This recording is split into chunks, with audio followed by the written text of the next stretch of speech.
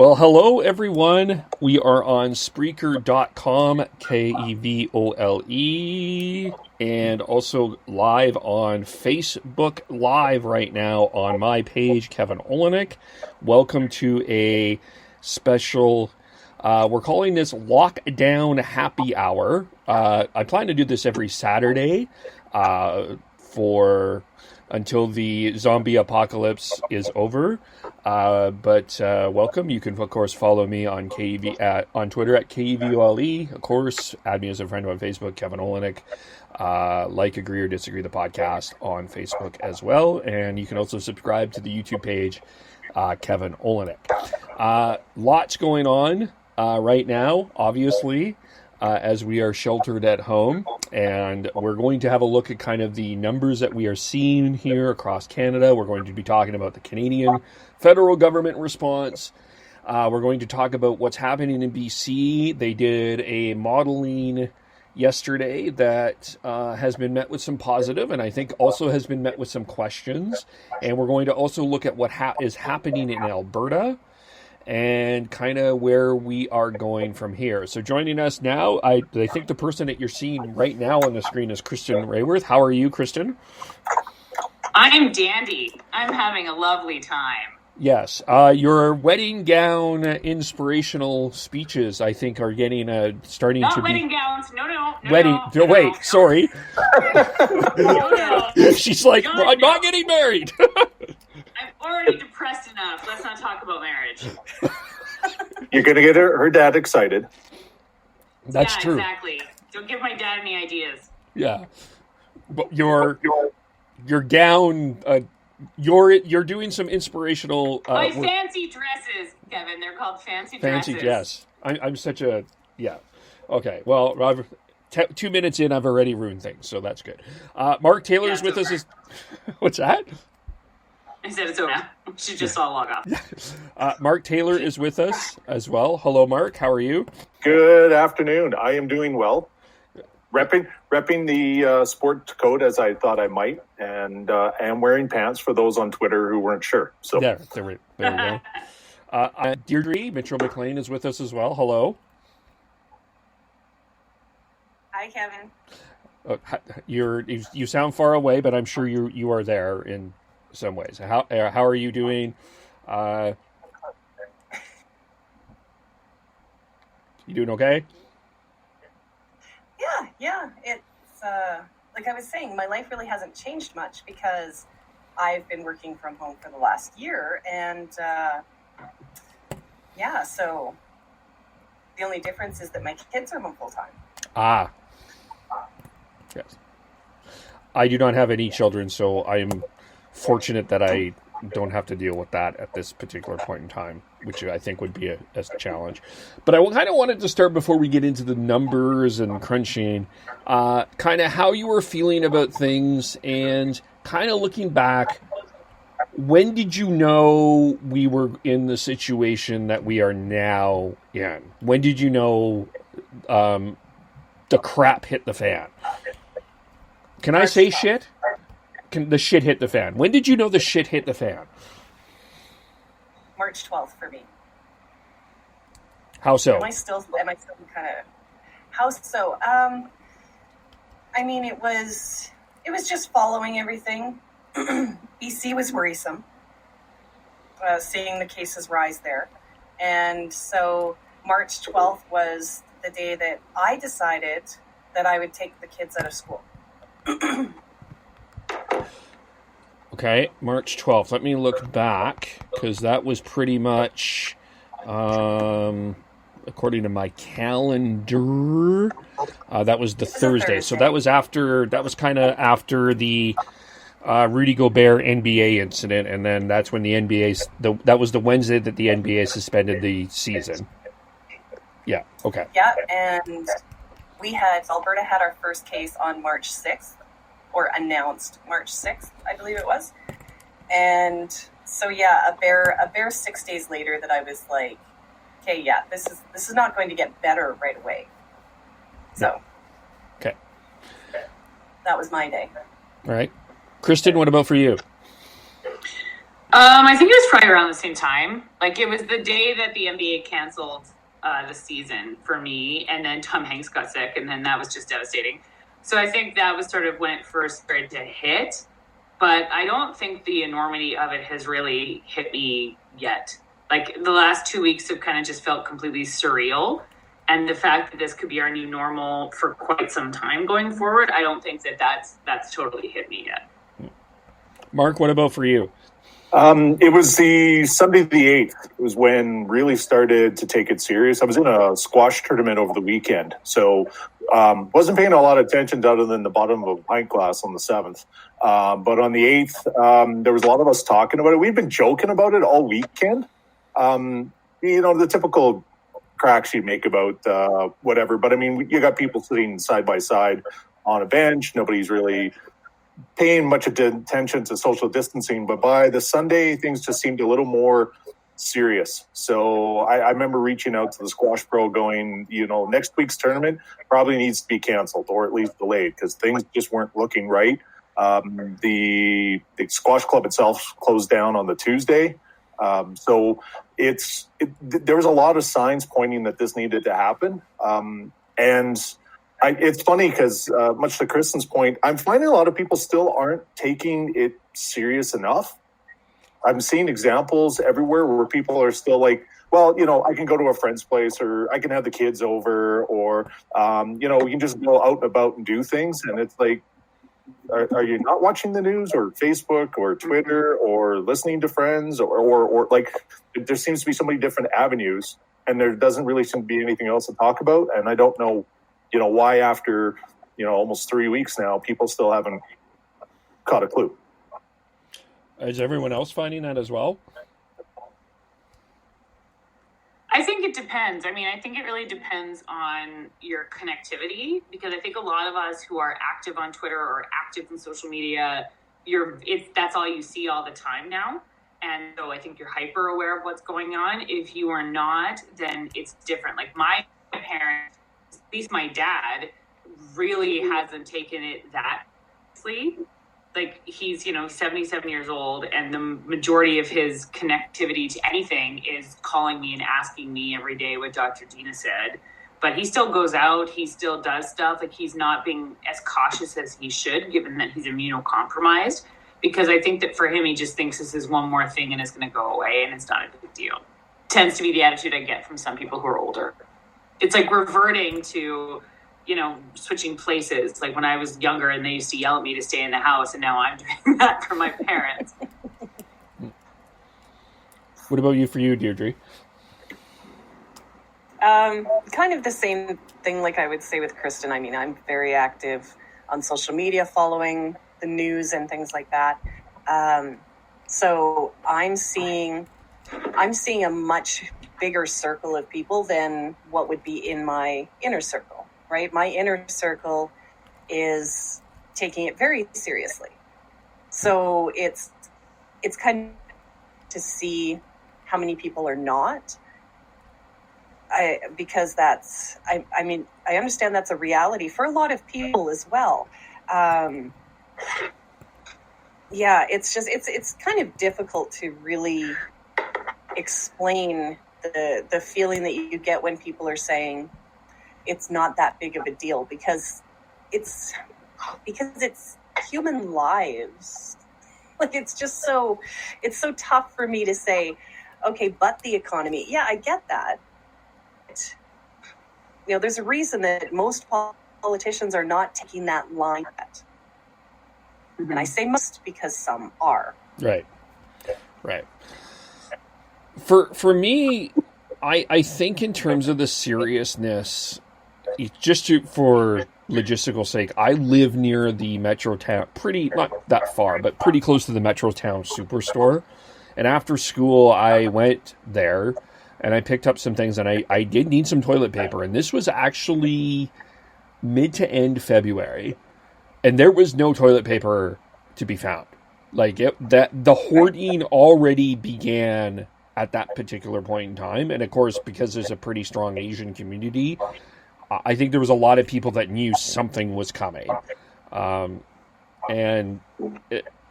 but I still don't think I took it super seriously until probably around where Mark said, around like between where everyone else did. I thought it really seemed like this was something that was going to be across the pond and not necessarily come over here. Okay. But I guess which leads to the question, and I think just in terms of kind of the big picture, and if anyone has any comments on Facebook Live, feel free to comment, and we'll respond to them as we go here. But in terms of the federal government response, how do you feel they responded? Would it be more accurate to say that they have responded or reacted, or a bit of both? I think it's really easy for us, and obviously, I am not a liberal partisan, but I think that it's really easy for us to dunk on any government, whether it's provincial or federal, in terms of, they didn't do this soon enough, or they should have done this. And I think the response piece of it, they're doing the best that they can with the knowledge that they have. At the same time, what they're all facing, what Trudeau's facing, what Kenny is facing here, is the potential complete shutdown of the economy in order to contain this. And that, I can't imagine having to be in that position where those are my two choices, and I have to decide which one to do and how I work towards that. So I think everyone has done the absolute best that he could in that way. Maybe using it to then make the overreach of trying to give himself 18 months of free power to spend as he wishes was a little bit much. That would be my criticism. Okay. And I think I would say that, again, it really depended on how engaged you were, how much attention you were paying. So it was really interesting to me because I was watching, because I've essentially been watching this since December, right? I started watching it when it was showing up in China, and then I watched it kind of flow across the country, so to speak. So the responses have been very, and they don't seem to be based on, I guess what you might say, necessarily on the data that they have in their own province. Okay, so PEI, older population for sure. They shut down everything but non-essential businesses with 3 cases. They did that last week. Manitoba and New Brunswick closed their schools. New Brunswick at that time, there was only 1 case in Atlantic Canada when they closed down their schools. Again, New Brunswick, Atlantic Canada, also, their average age is higher. Right? They have a much higher elderly population in those provinces. Manitoba didn't have any cases. I don't think that they did, but they had already announced the closure of their schools. Saskatchewan had announced made pre-announcement of closure of their schools a week before. I believe it may have been March 12th, because that could have been why Alberta to do it as well. BC had this this continuing rising number, and they weren't closing schools, and they didn't seem to be making all of these social distancing and restrictive announcements that other provinces were. So I found it really interesting to just kind of watch all of this play out. So in some cases, I think there were some very proactive governments, and in other cases, I think there were some very reactive governments. And unfortunately, you'll see how that plays out over the next week and a half. Mark, what do you think?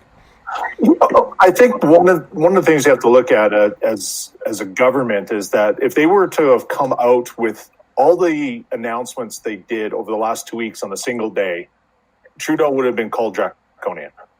So I'm not saying that the way he rolled it out was right or wrong. What I'm saying is that we as a population can't take the whole cookie at once. We have to take bites, and maybe some of them weren't as good as others. Like the whole I've got a friend of mine who pointed out like the wage subsidy of 10% for small businesses was pointless. Like he actually crunched the numbers and said, this is dumb.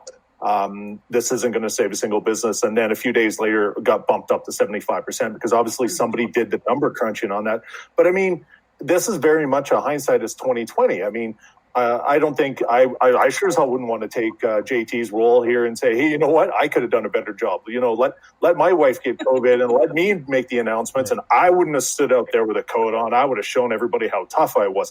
Like that's a lot of people are, and I think that's also part of the challenge we have right now with the social media is partisans be partisans be partisans. And nothing JT does is right if you're not a Liberal fan.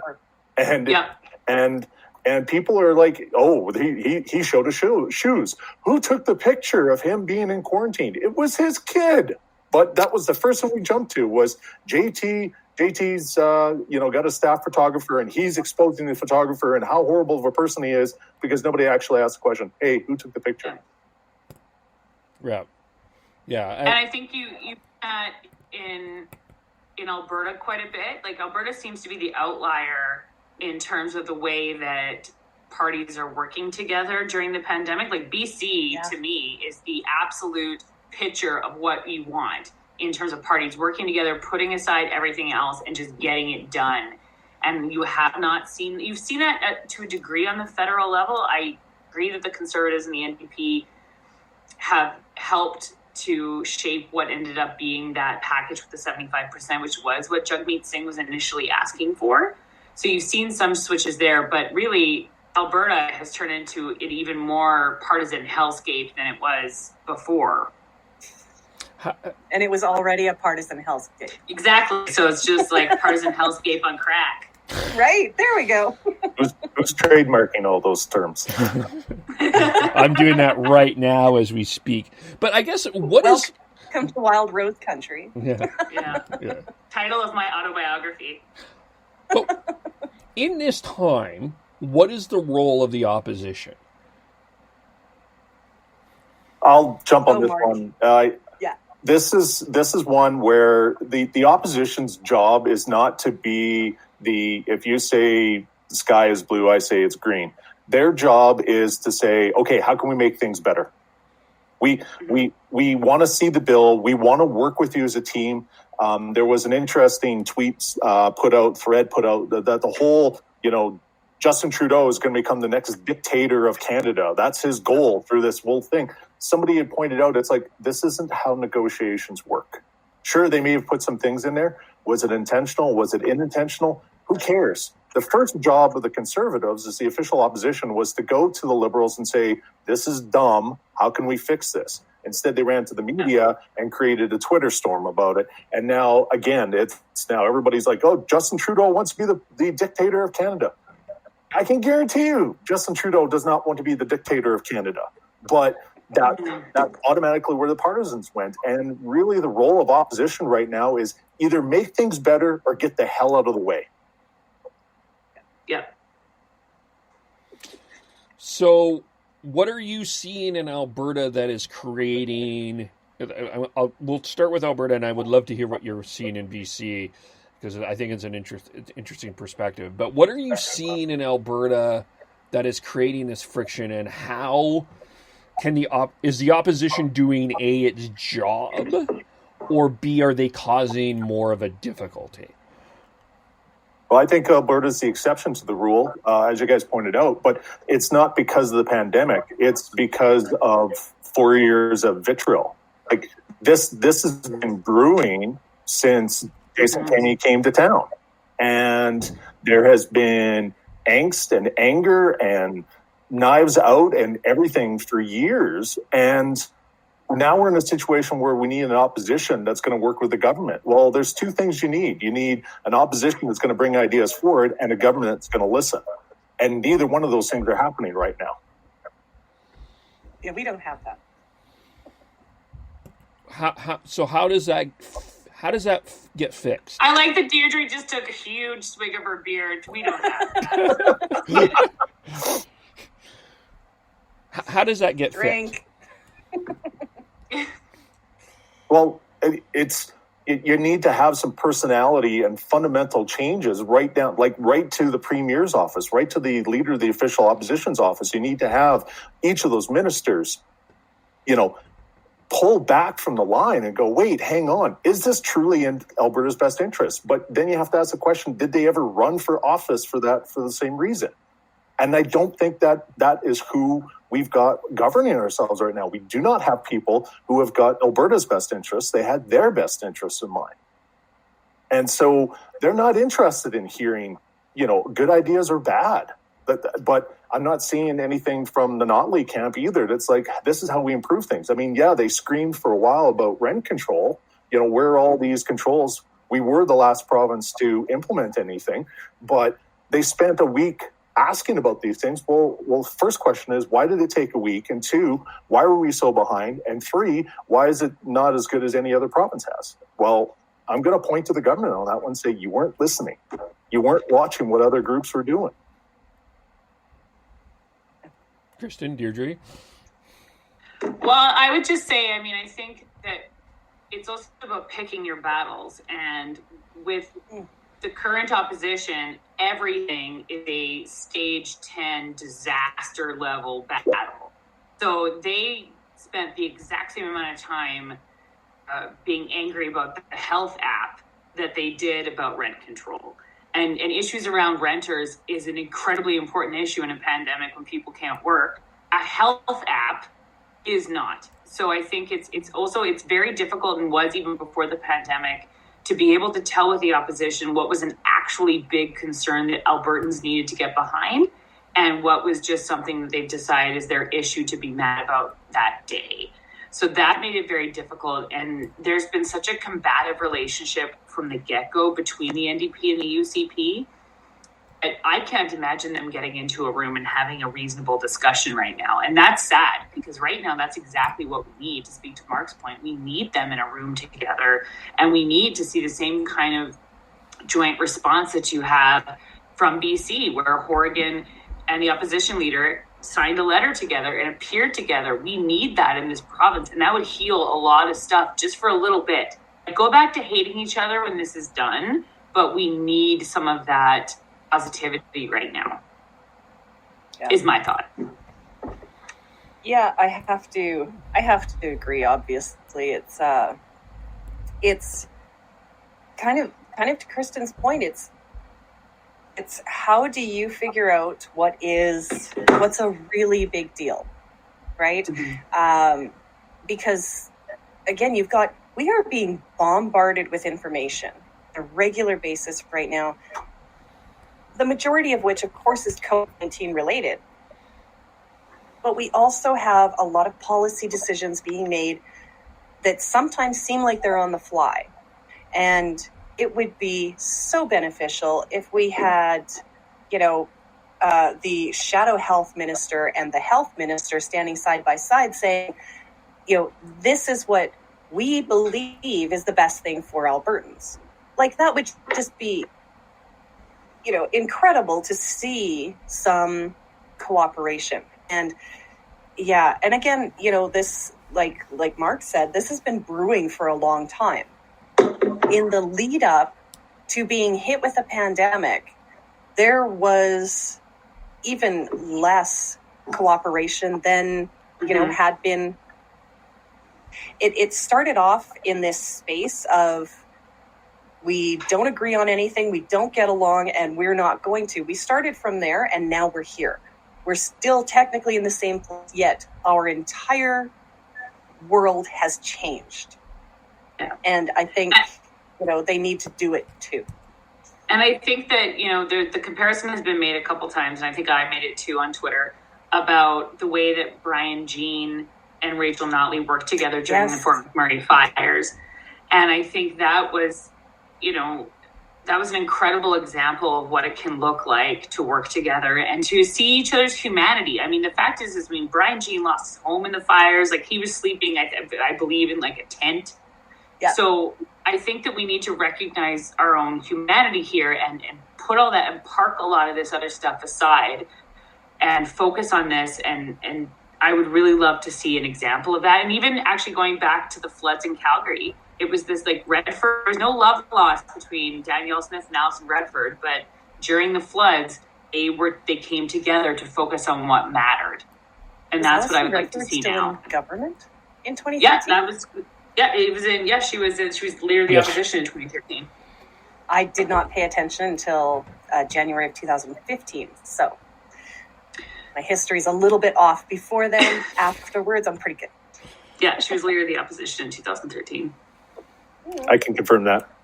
I can also confirm that.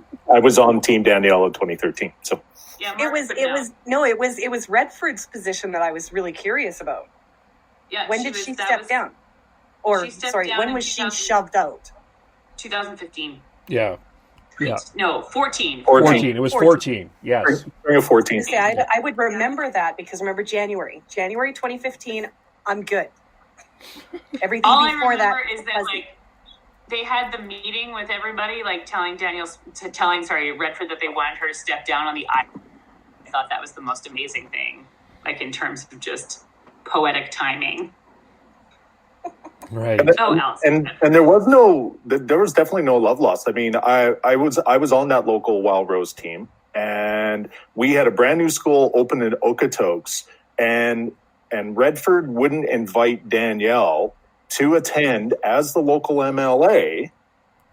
There had to be a separate ceremony for her to attend as a secondary school opening, despite the fact that there was no way that they were going to highlight Danielle as the local MLA and a new school being opened by the PC government. So, I mean, there was a lot of animosity between those two teams. So the fact that they came together for the floods, that speaks huge. Yeah. It does.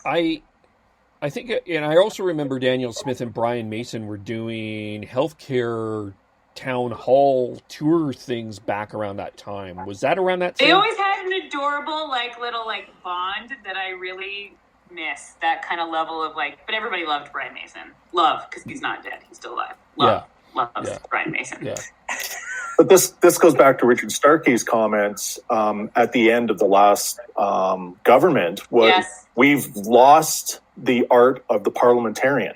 That you can go into the chamber and disagree and heckle and do all those things that we do as politicians. But when you step back, they're playing hockey together and they're in a band together, and you know who these people are as people. And because they hung out as people, they understood that's the job, this is the person. And in an event like a pandemic, you come together as people. Yeah. And I can guarantee you, nobody from the NDP camp is hanging out with anybody from the UCP camp. Yeah, I remember being a staffer with the PCs, and obviously back then I smoked, and I would go out and smoke with guys who worked for the NDPs and the Liberal staffers, and we were all friends, and there was a sense, and I'm still friends with those people, and there's a camaraderie that existed then, because as a political staffer, nobody else kind of understands what your life is like than another political staffer. But that does not exist now. These two camps can't even, there's no sense of camaraderie at all, and it shows. Mark, I know that you were involved in the Alberta Party. I'm not sure if you're part of the Alberta Party anymore, but nope. Is there, maybe I'll ask everyone, is there a place right now where the Alberta Party, as social media and maybe as small as they are, can be a voice of reason here? I'm going to say, unfortunately, not.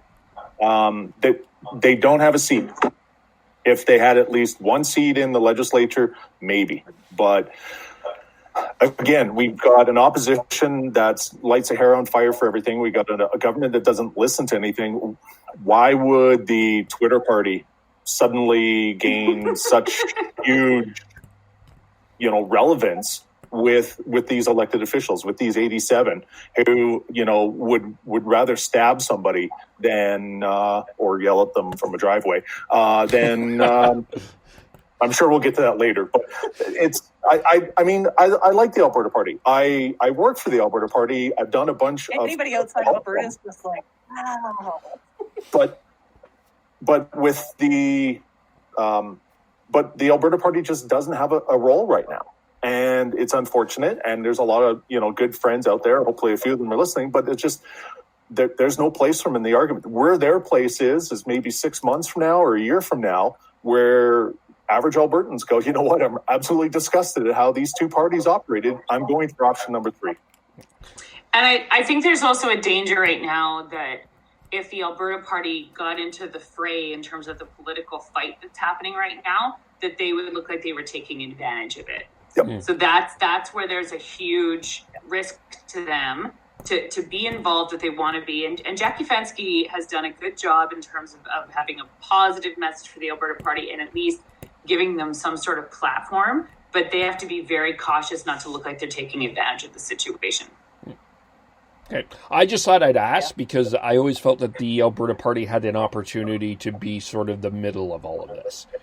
And if they still have Greg Clark, absolutely. Yeah. And I think that is one person. I would have to say that I think that is one person I think the Alberta Ledge is missing is Greg Clark and the work that he done. I don't think that I think everyone on every side did respect Greg Clark. Maybe you don't agree with everything that Greg Clark says, but I think Greg Clark had the best of intentions here. And I'm not saying that either side is not have the best of intentions, because I really do believe that everybody has the best of intentions. It's just there's this friction in the way here that I think is causing a bit of a problem, is where the issue I don't think there's anybody in this panel who would argue that Greg Clark is awesome. Right. I think we can all agree on that one thing.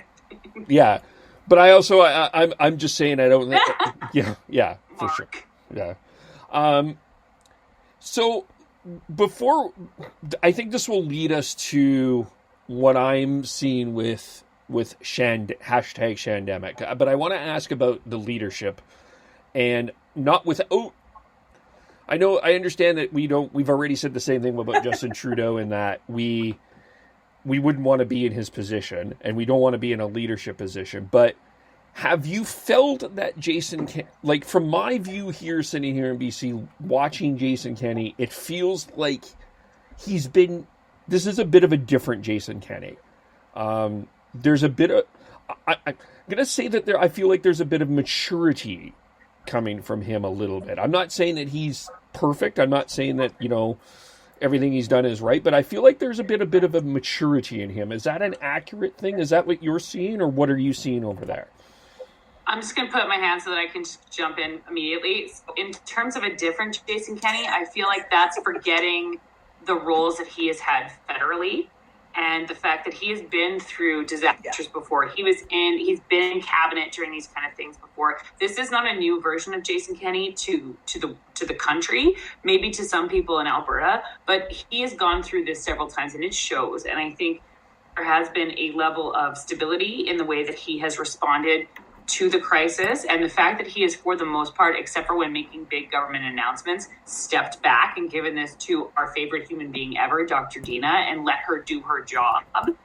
I think this is the reason he won the leadership. This is the reason he is the successful politician that he is he knows how to handle these kind of things, I think, extremely well. And he knows when to step back and when he isn't needed on that podium. And I think that has been a really important thing. And you've seen that across the country where our chief medical officers are now like heroes to all of us. And most of us didn't know who they were a month ago. So I think to say that it's a different version of him is to not understand his complete history politically. Mark, Deidre? Yeah, this is not a new Jason Kenney. Jason Kenney has always been fairly statesman-like. I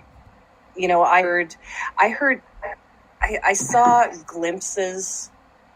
The Conservative Party convention, the inaugural convention in 2000 and my gosh, is it May 2018? Mm-hmm. And I heard a leader speak to the attendees. Yeah. There were no twos about it. I don't agree with a lot of Jason Kenney's policies or the direction that he's looking at, but this is not a new Jason Kenney. This is the same Jason Kenney that's always existed.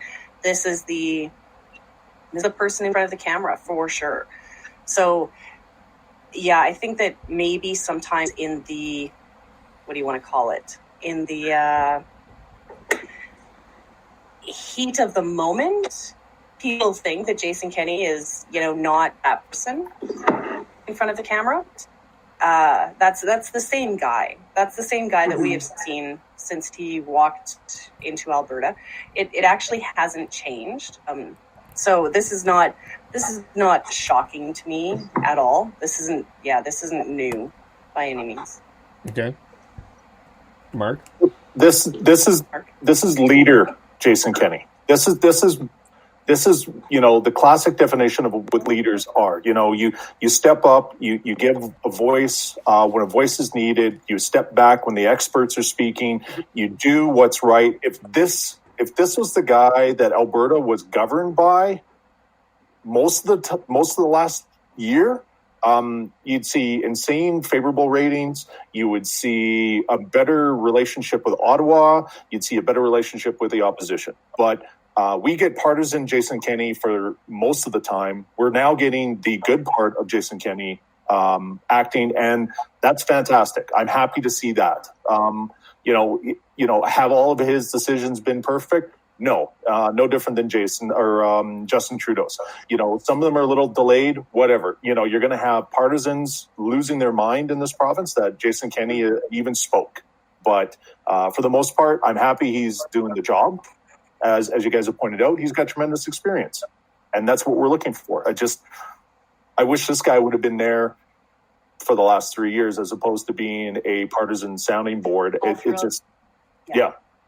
Because I always make the argument to people who are not Kenney fans is I remember the very first time I ever met Jason Kenney, and I remember seeing him speak, and this speaks to what Deidre said before, is that leadership quality that he brings and the way that you see him when he speaks and the way that he's able to inspire and encourage and just bring people together, that version of Jason Kenney is what we have seen in the last 2 weeks, I would say.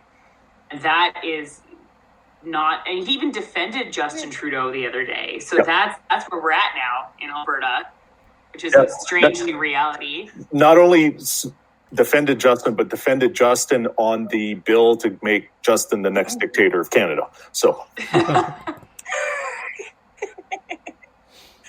actually, and that is okay. So that's actually, I'm not sure if that makes it better or worse.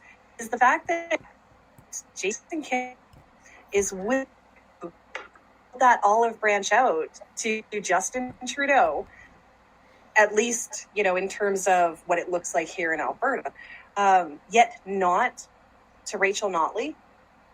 I mean, what do you even say to that? Kenney hates Trudeau. The passion for me. So I think I don't know if I can say like there's a what Oh, a dog. Hello. Drink. Like, I think if the idea is why isn't he making those overtures to Notley? We also don't know what conversations they've had. And my understanding is that he has tried and that there has been attempts on both sides to have those conversations. I think those haven't been publicly shared, which is probably a good thing. But I think that you have attempts on both sides because Notley knows, if anybody knows what it's like to be a leader during a crisis, it's Rachel Notley. So I feel like in that way, at least, there needs to be a connection between the two of them because she knows what it means to lead during this, and they should probably be having those conversations. I just don't know how open the opposition has been to those conversations. Okay. Yeah. And the thing is that... Go ahead.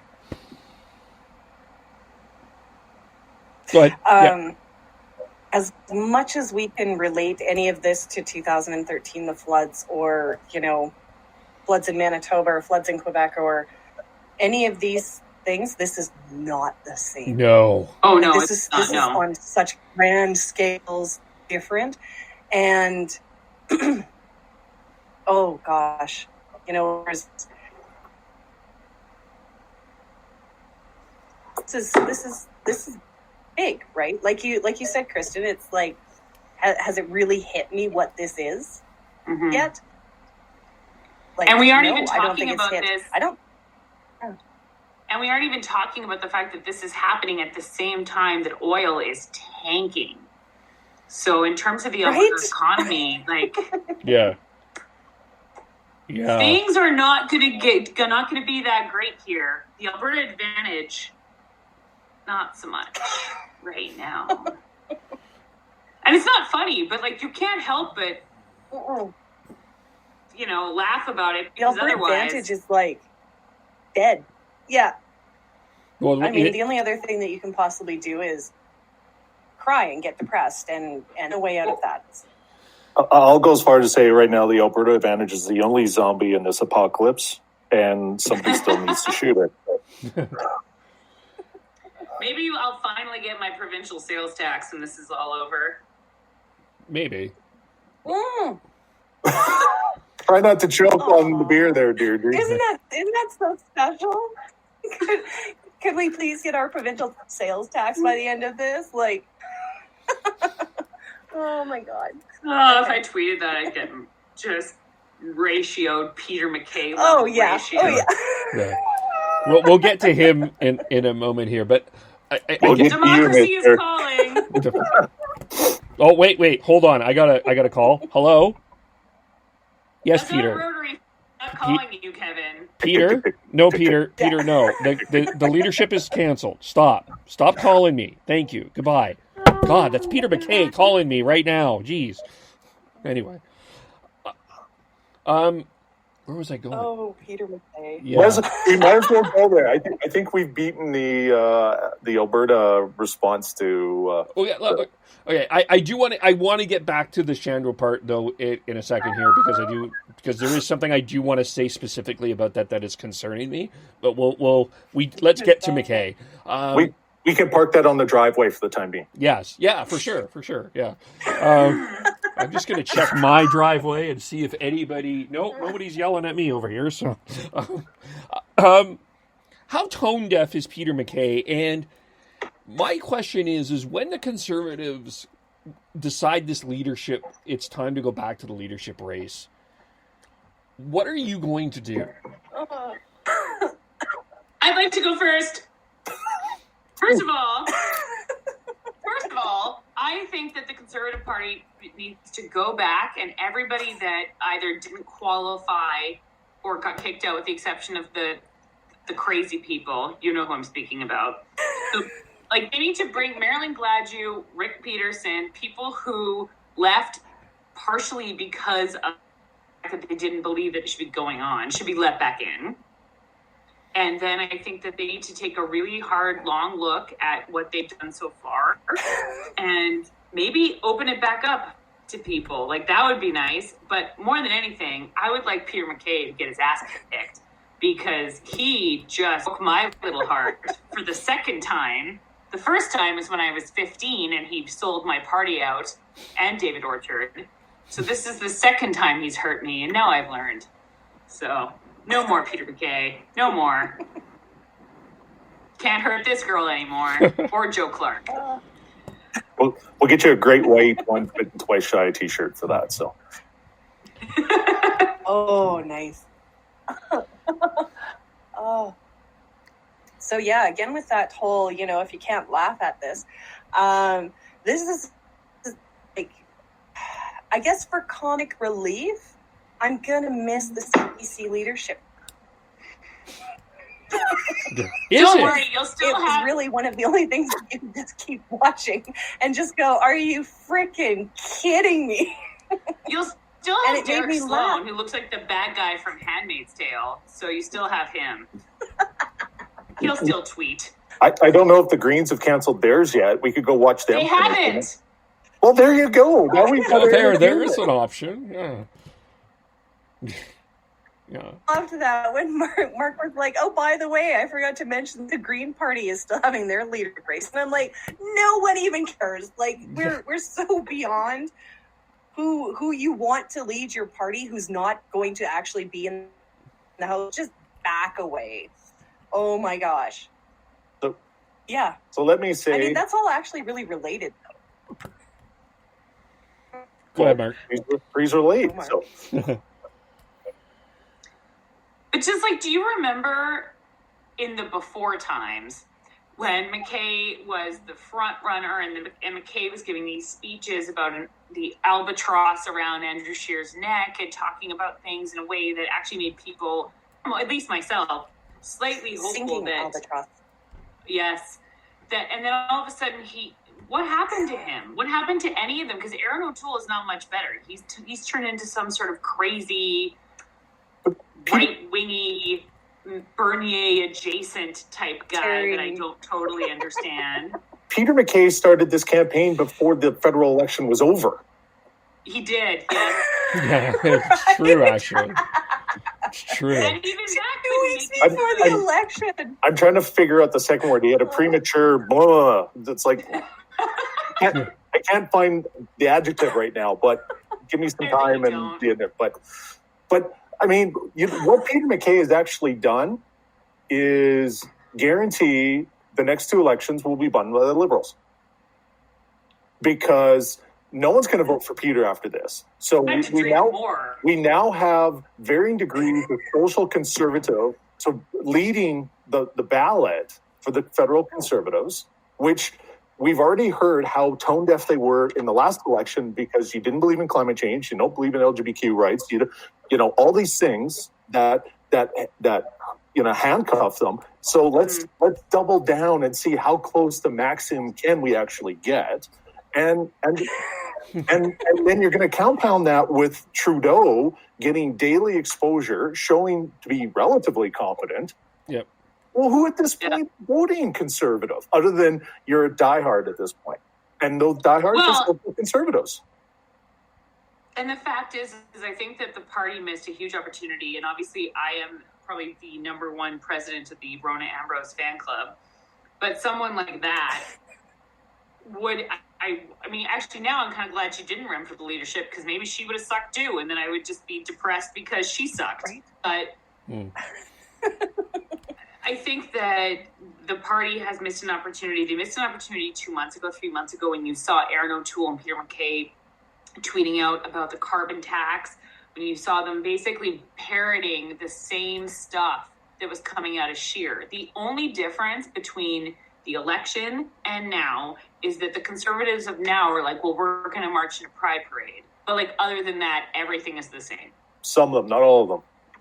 Oh yeah, no, not command or what their name is. The true blue Conservatives are not going to be marching in any parade. And I like the narrative too that somehow Tories are this powerful group of people who are going to come after leadership candidates. If we were that powerful, I would be Prime Minister. And sadly, that is not yet. I was going to say, Red Tories were that powerful. Your choices would not be what they are right now. Or at least my leadership choices would actually be truer to what they believe in, as opposed to playing this right-wing role, which I believe that a lot of them have been doing. Yeah. But even more esoterically than Peter McKay, this pandemic is going to change how political parties operate. We're in a situation where we're talking about social distancing until at least July. So how do you have a rally? And not just here in Canada. Like, Bernie can't put a rally together in the States before November. They can't have a convention in the States in the summer. We can't go and have another UCP 2,600 people in Red Deer. There isn't a facility big enough to put 2,600 people in with 6-foot spacing.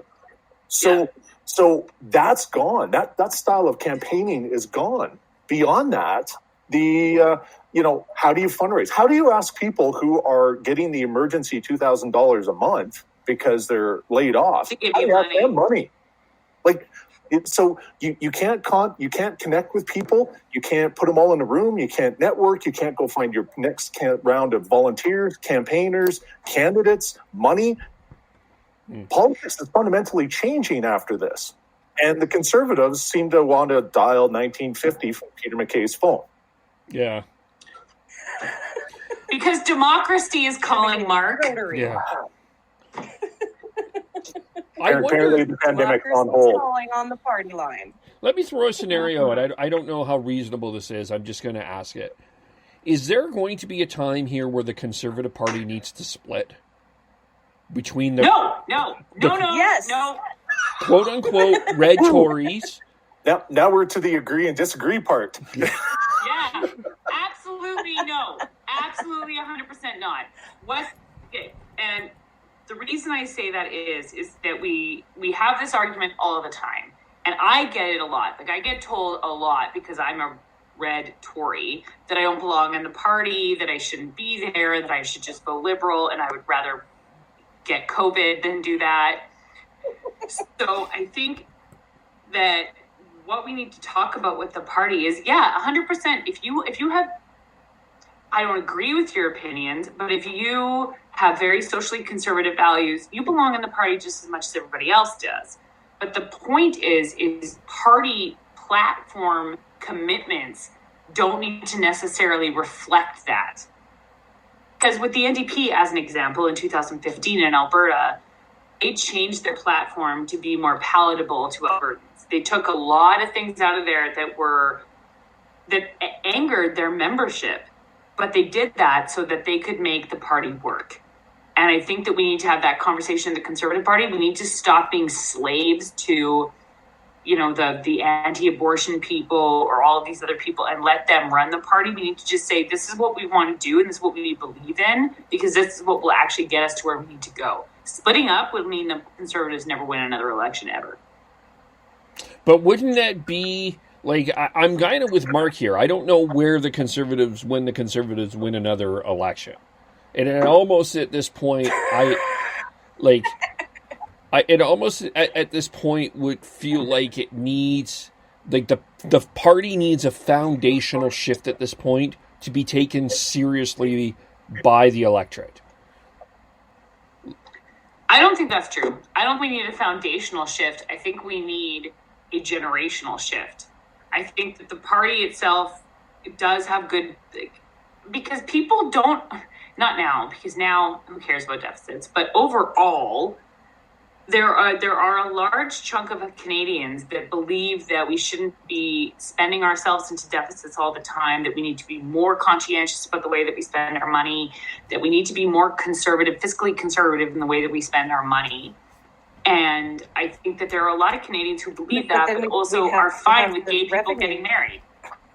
Yeah, well, I mean, now who cares? Like, in the after times, I don't know what will happen. Now I'll stop yelling. Everybody else can talk. But that also goes into what does it mean to be a conservative post-pandemic? We're talking, are we going to run a $200 billion deficit this year? Are we talking, how many billions, if not trillions of dollars is it going to take to keep everybody afloat, to get this country to a point where we can restart an economy? And then, is the first thing who's going to buy into any type of austerity measure? You know what we've got? We got too many doctors, so we should cut the doctors. Oh, I'm sorry. Did we just have a pandemic where the doctors were dying like they are in Italy? It's going to be really hard to convince people to cut them. So, I mean, what does 21st century post-pandemic conservatism look like? That's a very, very good point that I'm stealing right now. IRR trademark it. TM market. Yeah. I don't know. And even Christy Clark tweeted something today about, we need to be more, we need to be conscientious about, I think, what we're leaving for our children. And right now, I think the only thing we care about is to make sure that they're alive. Yep. That's right. Yeah. Yeah. It was something to do with we're leaving all the debt to our children. And it's that is how we actually work. We want less taxes for us, but we want same benefits. and somebody else is going to pay for it. We have been pushing these debts and these expenses onto our children. Well, maybe not we, but our parents have, and maybe their parents did before them. This is how we work. And the whole, I want to protect my children. Well, no one protected me. And no one's going to protect my children. The only thing that will protect my children from all of this debt is if I pay for it. And nobody seems to want to vote for that. Just saying. She deleted the tweet, but but people screamed. Did you say she deleted it? Yeah, she did delete it. She deleted it? She did, yeah. This COVID response money must be spent to save lives and jobs. Sad, though, that the Fed/Prov governments blew the doors off on spending in the good years. Now every single dollar spent will be debt for our kids to pay. Yep. Okay, so she deleted that? I cannot find it on her Twitter at this particular point in time, so I think that it was deleted. You just happen to have a copy of it lying around? Someone screenshotted it. Oh, of course. Nothing dies on the internet. Nothing dies on the That's internet. true. Nothing dies. But And if you have a blue check mark, there's a website that's actually holding all of your tweets. yeah, probably. And So I'm going to go back to the question you asked originally, Kevin. Does the Conservative Party need to split? And even though we didn't get Deirdre's comment of, yes, it should, I'm going to throw in option 3 and say we need to get rid of this goddamn first-past-the-post system and start having proportional representation. Well, it needs, and I think also this would be a good time to educate people on exactly how that works, because I think that I think one of the things that happened in BC when they tried the first past the post is I don't think they gave people options, but they didn't educate people on what exactly the options were, and so people were like, I have no idea what this is, so let's just keep it going. They created a threshold that standard transferable vote had to pass that was twice what an elected official had to earn. Like, it was insane. Like, to get elected, you only need about 38% of the vote. But to get STV enacted, it needed over 60 across, like, the entire freaking, like, it was insane. Also, it was. Mark, I thought you said STD at first, and I was to get those passed, too, does require quite a bit of work. But yeah. But, I mean, I think the thing, too, is that, like, not that I don't love dunking on Trudeau, but this is another thing that he promised to bring in and even have a conversation about was first past the post. Like, we all remember this is the last election that anyone was going to win with first past the post, and nothing happened because he didn't want to do anything about it. That was the only reason I voted. Well, one of 2 reasons I voted Liberal in 2015. It's the only time I ever voted Liberal, and it'll probably be the last time I vote Liberal because... Really wanted that, yeah. What about the NDP here? Are they... BC? When you say here, what do you mean? Like here in Canada? Like, what is the federal NDP? Is there an option for the... Or is there... Do they have an opportunity here to be a voice where the Conservatives are not? Federally? Yes, let's spoke as federal. I think. I think Jagmeet Singh has an opportunity to speak to a lot of things, but if you look, what's interesting is on Twitter, at least, Charlie Angus has been much more of a voice for the NDP than Jagmeet Singh has been. Every time I see a response to anything, it's Charlie Angus. It's not Jagmeet Singh. So I think that he, as always, needs to take control of his message and needs to actually understand what he wants and what he's trying to get, but also to maybe take an opportunity to stop dunking on the Liberals and show an NDP version of what they would want.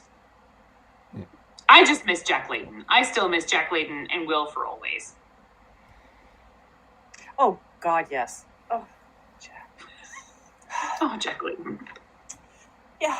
And actually, considering Jack Layton showed up before 2015, like, that shows you how much of an impact he had, because I didn't care. I did not care about politics. I did not pay attention. Yet I know who Jack Layton was, and I voted Jack Layton. You know, as much as he could in Alberta. But yeah, so, but still, I mean, like he had a huge impact. I mean, he was such a personality, which actually Rachel Notley reminds me of Jack Layton with that forceful personality, because she's like, what, 4'2"? Like, she's this freaking big. I don't think she's 4'2", but she is short. Yes, she's short. Okay. I might be taller than that, and wearing heels when we met. And granted, she was too, but she was really short, and I'm not really tall. Anyways, so just saying that she kind of reminded me of Jack Layton, who actually, if I remember correctly, was not a super tall guy either. Nope. Yeah. So, I mean, it was just this force of personality, and Rachel Notley has it. So I think the answer to your question, Kevin, is the fact all of us have now started talking about Jack Layton. Shows you how inconsequential Jagmeet Singh is to this conversation. Unless Mark feels he's very substantial. I didn't comment about Jack. But I don't really see a role for the NDP, period. Like they're getting their lunch eaten on one side by the Liberals and the other side by the Greens. So I'm actually going to go back to the original question. Yes, the NDP should break up. Half of them should join the Liberals and the other half should join the Greens. So, or they should just merge with the Greens. Maybe that'll be, I'll run for Green leadership and promote that as a platform. Like, I don't even know who wrote it. There was actually an article just before the election was over that the Green Democrats should merge and not have either Jagmeet or Elizabeth as leader. So what better than to have a Rachel Notley-led Green Democrats? I do think she would do well federally. Oh, God, yes. I think she would do very well federally. Well, I mean, I'm sorry, that sets the bar pretty freaking low. Oh, you got elected as an NDP, the only NDP seat in Alberta, and you get to keep going back to Edmonton back to Ottawa every 4 years. Whoopity! Hey, you're doing a great job. Like, Jagmeet's got what, 17 MPs? Like for the first time, since Elizabeth Hayes formed, she finally got somebody other than herself elected, completely by accident, because that entire party was all about Elizabeth. So, the bar doesn't go overly high. No. So, I will say that some of the NDP MPs have done incredibly well since they've been elected. Like when you're talking about people, well, I mean, I love Charlie Angus for always, but I can't remember her name, but she's an Indigenous woman, I believe, from Ontario, and she's been incredible. Nikki Ashton has been incredible in the last, you've seen a lot of them step up in a very impressive way over the last little while. And so there is the federal NDP do have that ability. They just seem to want to consistently screw themselves over, and I don't know why. Because Leap Manifesto. Because if it's stuck with Tom Conservative Party. Like if you look at the CPC and, like you said, kowtowing to the anti-abortionist, the extreme end, that's exactly what happened with the NDP. I mean, the Leap Manifesto group was like, they kind of took the mainstream ability of the NDP and threw it out the window. These people are not mainstream because of this. And that's exactly what's happening to the CPC. And if they don't separate, they are going to become Reform 2.0. Back to the other question. Right. But it comes down to the old political system, and I say old as in up to a month ago, that last month, that doors and dollars were important. Who cared about policy? Nobody cares about policy. Alberta votes Conservative because that's what Alberta does. And they just donate and they just door knock. And the people who are throwing the money in are the social conservatives, are that the hard left wing or the hard right wing. Those are the ones who are donating. Those are the ones that are door knocking. Those are the ones who get elected to internal constituency associations or EDAs. They're the ones who form the federal boards, the provincial boards. They become the voice and the power, and us red Tories get to sit on the outside because we're too busy trying to make sure our communities are well and our kids are taken care of, and we're fighting with guys who have nothing better to do except fight with everybody on Twitter and Facebook. Right. And I got another $4,000 check. I'll just write that to the Conservatives. Well, I'm done. I had $4,000. Sorry, no party's getting $4,000. Yeah. Yeah. I know you're just looking at your list of things like we've gotten so off topic. No, that's okay. No, it's okay. I mean, I brought it back. Yeah. We're now at hour 4 of agree and disagree. Yeah, it's not like we have anywhere to go anyway. So, it's it is. I guess with the role of opposition, I do think it is interesting. I think the question is where they go after this. I think is really, and where these voices are. Because I think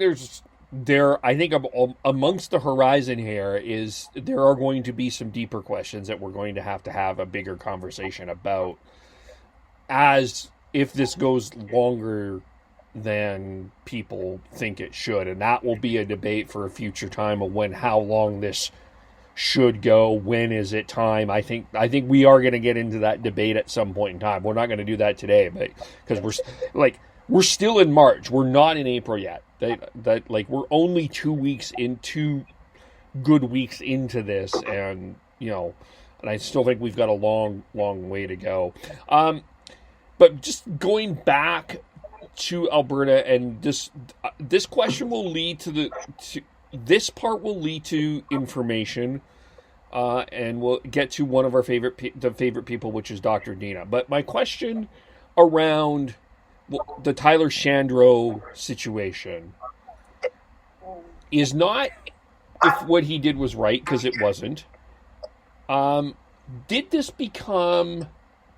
this become an over distraction for some really important information that needed to be delivered to Albertans?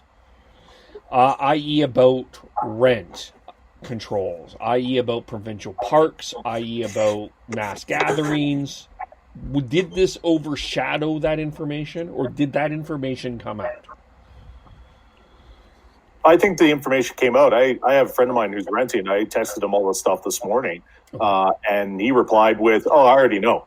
Okay, good. Well, it was important to him. I don't think the whole Shandro thing is important to most people.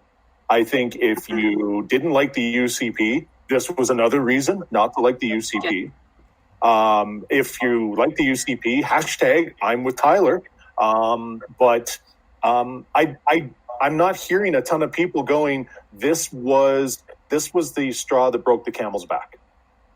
I used to be a UCP supporter, and now I'm not. I am not seeing any of that online or anywhere else. There is legitimately nobody that this is going to change either way. But I think what's important for people to understand, what gets lost in this conversation, is two things. First of all, I have been through the situation of going through intense social media bullying that turns into physical bullying, that turns into having to get the police involved, that turns into having to have security forces with me almost all the time. You know what that is like, and that does a hell of a number on who you are and what's going on in your head. And I sympathize 100% with what Tyler and his wife were going through. And I don't think that when he went over there to talk to his neighbor, that he was in his 100% right mind. And he said that in his statement. And I think that we all need to take a moment to step back from our partisan posts and think about how we would feel if that was us. Because I'll tell you right now, it's scary as shit. It's hard. It's terrifying. The week that I went through that, where I didn't know if I was safe in my own apartment, was one of the most terrifying times of my entire life. So there's that. Secondly, the media have portrayed this as that Tyler all of a sudden was going to some random doctor and yelling at them. That's not what happened. He has known this person. They served on a constituency board together for years. Like, doesn't make it necessarily right or okay, but he knows this guy. This would be like me going over to my neighbor to yell at them because they did something I didn't like. They are portraying this like minister goes after some random person, and that's not what happened. Well, it wasn't an isolated incident either, though. So there's a second one, albeit it's a noted NDP operative who is aware of how things work. I'm sure, Charles Russell has done a FOIP request for emails of the minister here for the next little while. So it'll be interesting to see how blacked out they are or at all. But at the long and short of this, I don't even think, there's people that are screaming for his resignation or termination. And I'm right. Hey, look, we're in the middle of a pandemic. Yeah. You don't remove the health minister. The only circumstance I've ever heard that there's a health minister missing, I think it's in Australia, might be New Zealand. I didn't go back and dig this up. But the health minister had to step away for 3 months. And they put in the shadow health minister, who was the previous health minister, into the role so that there'd be a transition. Back to our previous conversation, there's no way in hell that this government would put Sarah Hoffman into the health ministry to run things while they had a conversation with Tyler about whether or not the behavior was appropriate or not. So, love it, hate it, whatever else, I think you should be up in some professional boards, both ethically as an MLA as well as a lawyer, but that's for them to decide, not for the court of public opinion. Right. Because the jury's split anyway. Go ahead, Deirdre. I just laid the smack down. laid the smack down. Yeah. Yeah. I also just think that there is a interesting double standard that exists on Twitter specifically, because this all is existing there. Most people don't give a crap about what's happening. And it exists in a way that when a conservative is targeted, when a conservative person or their spouse or their friends or whomever experiences online bullying and harassment, it is dismissed and it is not valued or considered important. However, when that happens to the other side, it is never okay across the board. But the fact that there has been so little sympathy or understanding or support for what Tyler and his wife and their family have gone through, she was worried about going to work threat she was getting. I'm not talking about what he did afterwards, but that in and of itself, and the fact that people don't seem to care about that to me is very problematic, because you cannot justify threats just because someone belongs to a party that you don't like. Well, they also did point out that, Notley's also it's taken more death threats than any other premier in Alberta history. So not that it makes it right, but... it doesn't. And actually, Redford got a significant amount of threats too, and nobody talks about that. Yeah. It goes back to the level of our political discourse in this problem. Yes. That if I disagree with you, the only alternative is you're dead. Yeah. And unfortunately, the reality is when we talk about Redford, Notley, even Danielle, we're talking about the fact that women get a different level and a different kind of threat at them than men do. Oh, yeah. So politically, there's a big difference there in terms of what's said towards them. But I think we just what I would love to see is across the board, okay, none of this is okay. So let's just try that. Well, also, I think... So easy, teachers laughing, that's not going to happen. But it seems so easy. You're talking about treating people with, some level of humanity in our daily lives. And the thing is, in our daily lives, face to face, we would do that. But we are looking at, unfortunately, those of us who are active on social media are bombarded with this very, very different reality. And it is, right? It is a different reality. I attend conservative events. I am not a pure enough conservative. And even NDP events, and I'm definitely not a pure enough NDPer. But, so going to all of these, like, I've never, ever, ever felt out of place. I've never felt threatened or anything. And why? Well, because it's face-to-face. And that's a huge difference. It's unfortunate that that's a huge difference, but it is. Sometimes we look at what's going on online, and not that we look at that and feel like it's a lot more widespread than it is, right? Because in person, I think that most of us are just really good people in general. In person. But online, there's definitely issues. I guess to me, when I was trying to listen to Dr. Hinshaw's presentation yesterday and the numbers and what was going on, there was so much on Twitter about what was going on with Shandro that it was hard to find the important information at that particular point in time. And I would suggest, and my suggestion is Dina's time is Dina's time, and Kenny's time on economy and other things needs to be a separate time. And I would recommend that is not blended together. Because I do think that some really important questions need to be asked that Dr. Hinshaw needs to answer. And because it's a very limited time, those questions are not getting out.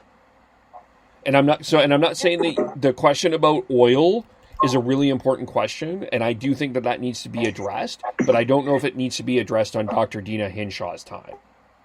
Does that make... Yeah, no, absolutely not. Oh, just also so everybody knows, so I stole Mark's question and posted it on Twitter. And I have so far been threatened 4 times and told I was a terrible human being. What did I don't... And you didn't even tag me. I know, I just said, what does it mean to be a fiscal conservative after it? And someone was like, it means what it always meant, that you're a giant bitch. Whoa, okay. I would encourage anybody who's got an opinion on this to come stand on my driveway, because you can't tell by the video, but I'm 6'3" and 280, and I have no problem. And I'm a little itchy. Yeah. Not touching my face. Not touching my face. Not touching my face. Yeah, there's one. Okay, that's the same thing it meant pre-COVID, Kristin, that you're not a good person. I just remain a very terrible person who doesn't care about anyone. I'm the best life. Dating Jason Kenney, apparently. The sooner you learn this, Kristin, the better. You'll just get along with the rest of the conservatives. Good point. Nobody really likes me. I'm pretty much politically homeless most of the time, which is very upsetting. Except if Joe Clark comes back. He should run for the Conservative Party leadership. Okay. Yeah. Good Wow. future. I like how nobody was on board with that. I was reading what Natalie... I'm still looking through the comments on your tweet, Kristin. Yeah, right? There is a good one here. I think in times like this, labels like that are largely irrelevant. I've always believed the function of government is largely to protect the well-being of the people of the country. Partisanship is where we differ on the best way to do that. Yeah, that's because it's Natalie. So much less awful. Yeah. In times of... Oh my God! My favorite part is, so this woman who told me that I was a bad person, and somebody else responded, and then she said a super helpful and condescending retort from yet another pawn whose opinions I don't care about. Oh, Twitter. Okay. Yeah. So. Wow. Okay. Thanks, Mark. I didn't tell you to tweet it. I also didn't say what does it mean to be a fiscal conservative. I just said does it mean to be a conservative. That's true. You're right. Yeah. I brought this on myself. The fact that you edited me and didn't tag me. Yeah. That's kind of... I should retweet it and tag you immediately. Yeah. And you should say at AB Mark Taylor asked this, and then just, see whether or not the vitriol flows both ways. Yeah. Oh, it won't. Because he's a dude. Yeah. Meanwhile, we're Facebook living this, but no, Twitter people aren't watching this, so they're like, yeah. So it's almost like real time social experimentation. There we go. Real time. And we were talking about social bullying, and now I'm getting social media bullied. Oh. Because how dare you ask such a question? Yeah. Being a terrible person is really hard, and it takes a lot of my energy. So I'm going to nap later. Just take a terrible person nap. Yeah. Okay, let's get to BC. I would like to hear your perspective on what is happening here. What are you seeing? What is concerning you? What is encouraging you? What did you think of the modeling that Dr. Henry presented and Adrian Dix presented yesterday? And does it give you comfort or solace, or are you concerned? I want to go first on this one because I've been super paying attention, of course. And so the spectrum of emotion that I have, because initially it was, I don't think they're doing enough. I don't think they've done enough. I'm shocked that their modeling tells them they're doing great-ish, or well. I mean, even if it's not great, well, and not horrible. I was surprised to see that. No offense to BC, but wow. I'm sorry. I again, all these other provinces that did not have the numbers of BC were doing all of these things that BC wasn't doing. And then suddenly BC is like, okay, now we'll do them. And now their modeling says they're doing just great. And I'm like, there are other provinces that are really concerned about, and they have nowhere near the numbers of BC. Well, Dr. Henry today said that they've asked about a lockdown. Dr. Henry said today that their approach has been more strategic, that they didn't want to do necessarily a lockdown per se, or officially call it a lockdown, but we're kind of in a lockdown here. The numbers as of today, 92 new cases, 884 total. 12 long-term care homes have a case, 81 hospitalized, 52 in ICU. There was a new death today, and 396 recoveries at 45%. Which 3 additional long-term care centers. What's that? 3 additional long-term care centers since earlier this week. Yeah. It's actually yesterday, because yesterday was 9. So we're up 3.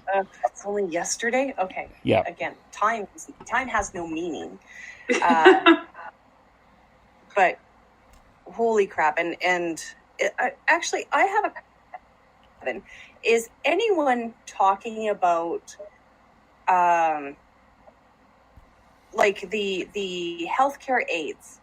Okay, we have them in Alberta, they're in BC, they're all over the country. We generally tend to see healthcare aides being newcomers to Canada. We tend to see them as part-time employees. This is why BC is having the problem that they are with this outbreak in long-term care centers, because these healthcare aides are part-time employees, and because of that, they tend to work in more than one facility in order to make full-time hours. What this has done is spread it incredibly throughout these particular communities. Is that a conversation that you are hearing? Yes. Is this? Yeah, yes. Okay. Dr. Henry has put out an order that healthcare workers can only work at one place. Okay, yeah. Now, my question for that was, there's a reason they work at more than one place, and it's because they aren't granted full-time hours. Okay. And I might get a little emotional here because, full-time hours. Right. Like, yeah. Because that's a very necessary thing for a lot of people who work. Yep. I don't know I don't know if that has been addressed as of yet. Yeah, I saw that they're restricted to one facility, but I was like, and then what happens? So now they're down to, 6 hours every 3 days or something. Like, no, like that's anyway. Whew. I have to wonder if in these cases they're throwing overtime out of the window and just saying, like, as long as you can work, you can work.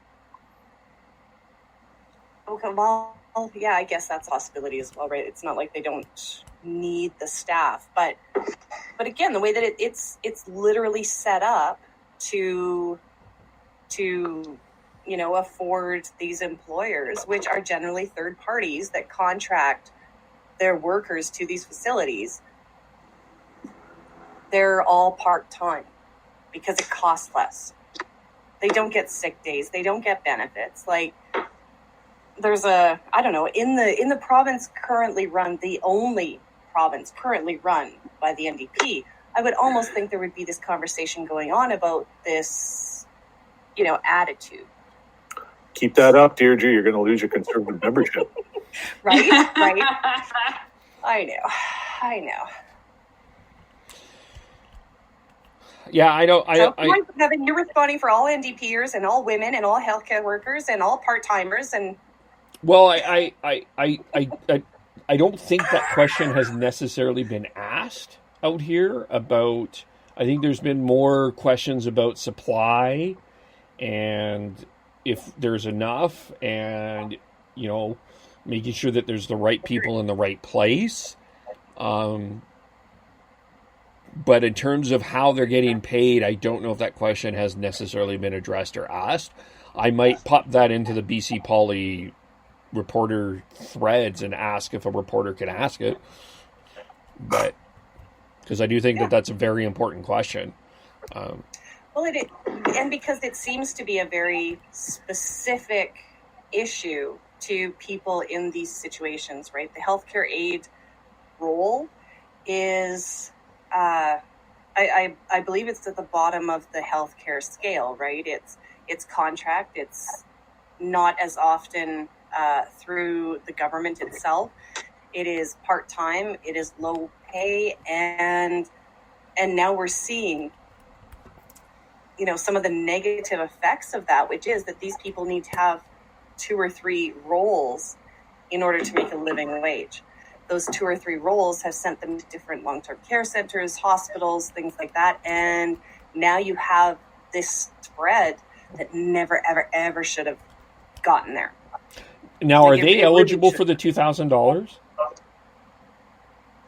Sorry? Are they eligible for the $2,000? Probably not. Only if they're sick. Mm-hmm. I think you actually have to be. You either have to be self-isolating, but for a reason, right? Like either you're sick or you are. Yeah. So it's not just like somebody who's sick. Yeah. Yeah. Like, I'm self-isolating. I'm not sick. No one around me is sick. I'm just self-isolating because smart.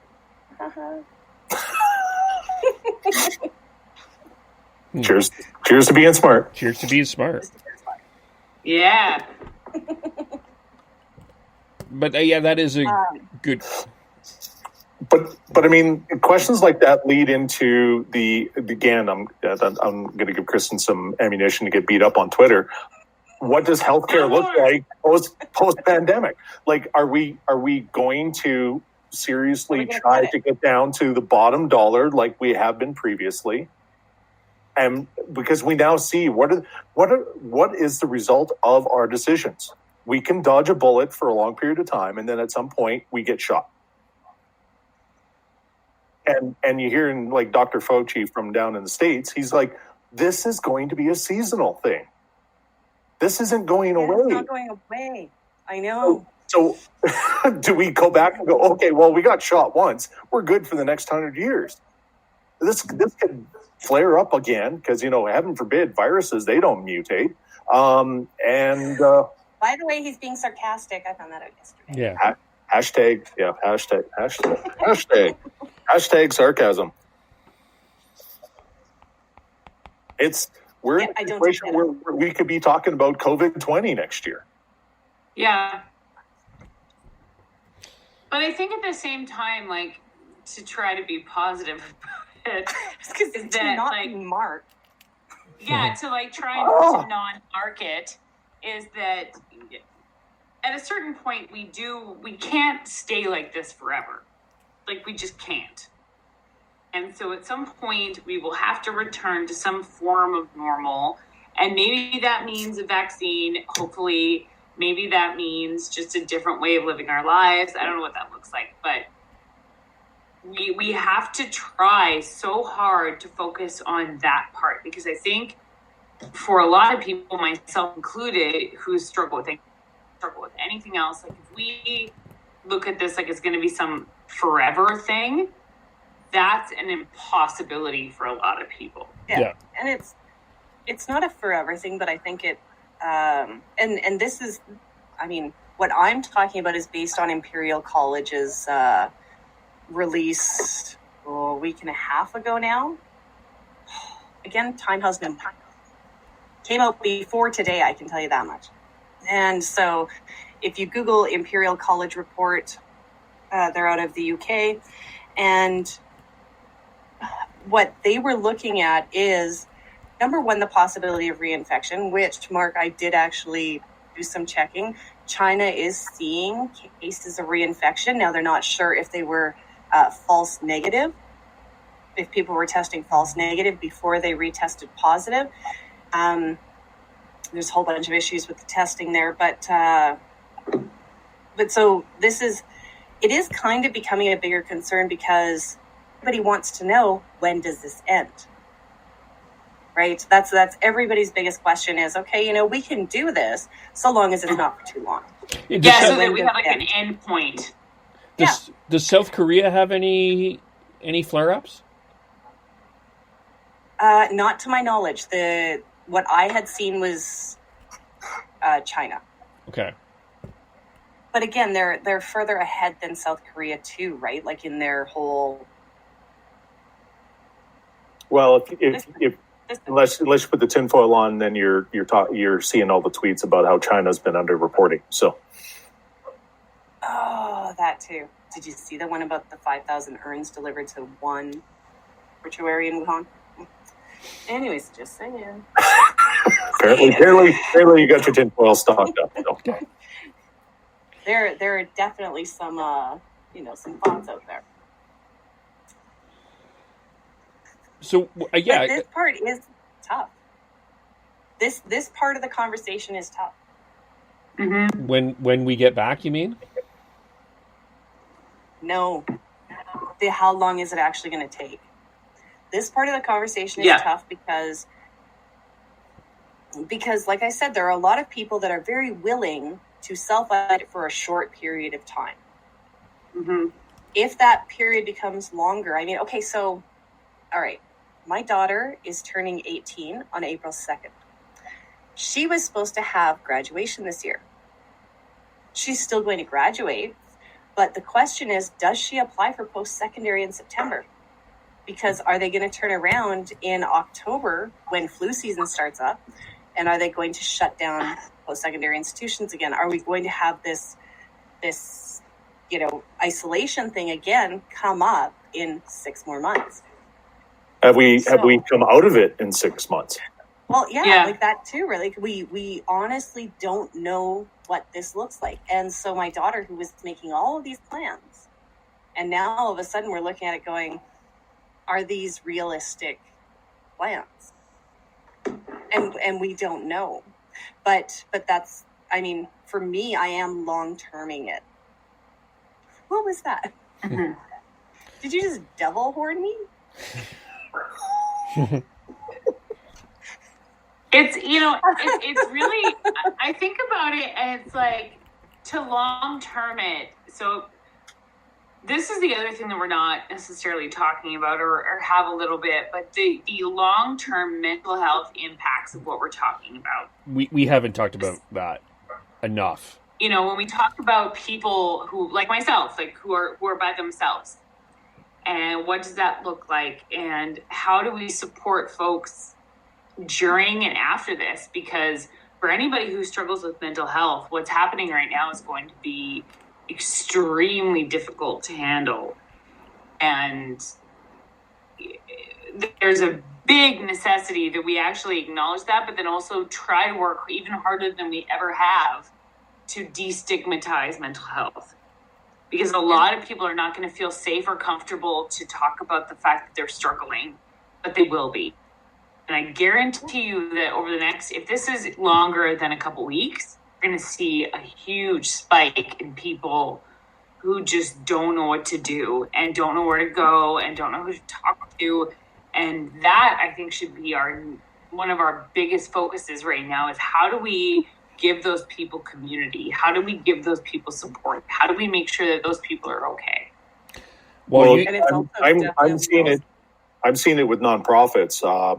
My wife is ED of a support charity, and I won't get into details, but they deal with abuse. And the question is, okay, well, abuse didn't stop because we had a virus. Yeah. So how do you deal with that now? How do you put together a group of people so you can have some group counseling, or you can have that group of people? Like this is going to become their new norm. Well, we know that domestic violence and violence against women spikes after stuff like this too. So God knows what it's going to look like after this is over. Right, and you got a perfect storm. They're in each other's space. Yeah. You've got financial issues going on. You've got all the other marital issues going on. You've got kids around 24/7. Like it's a pressure cooker. And but beyond the causes, okay, they're looking at how do we deal with our, for lack of better terms, clients.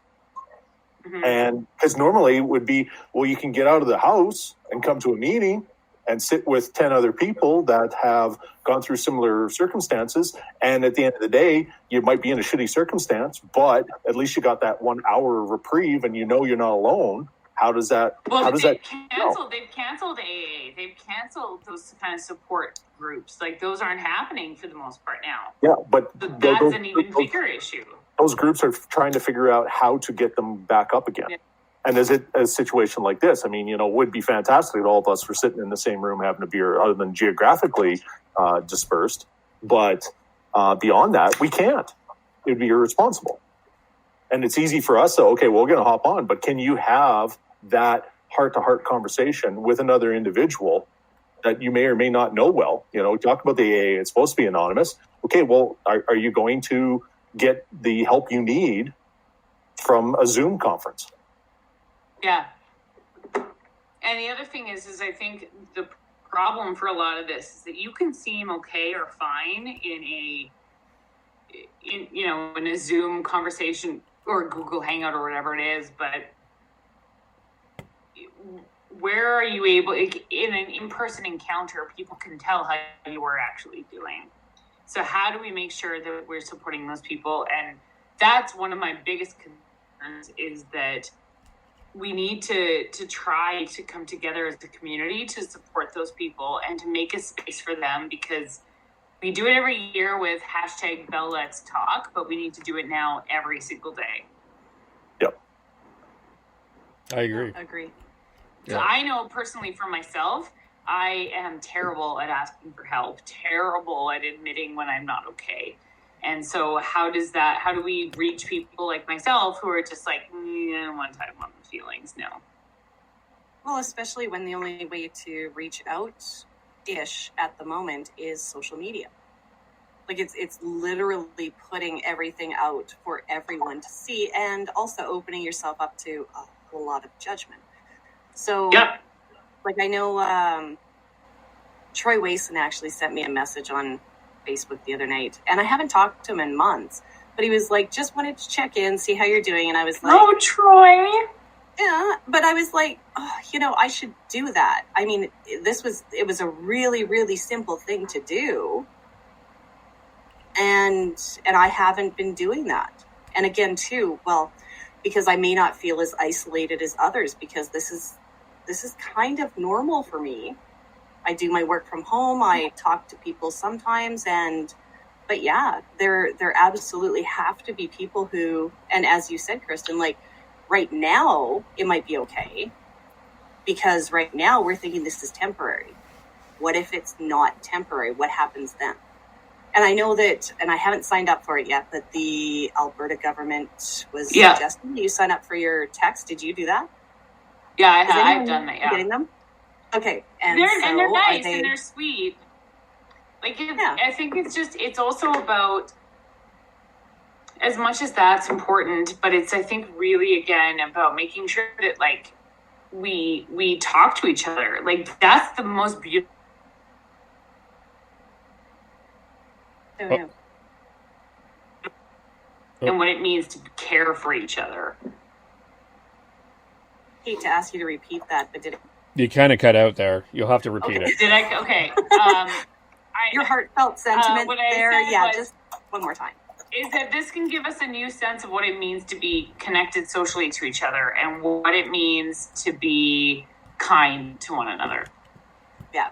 No, So, Kevin, what's your next topic?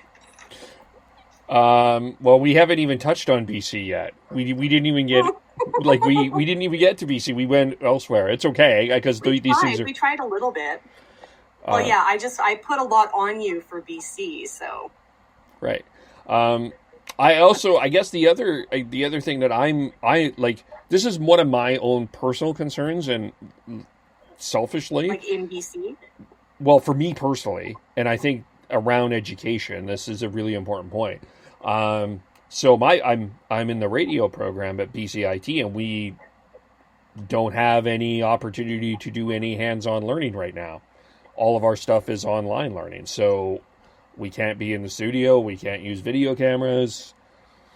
How does one learn when there's only an online option for some hands-on things? And I think we'll see that a lot even with apprentices. This is going to be this is going to hurt a lot of people that are trying to do hands-on education. I don't like, and even online learning is a whole other thing, but like for me, I'm a little concerned how I'm going to actually graduate with this program.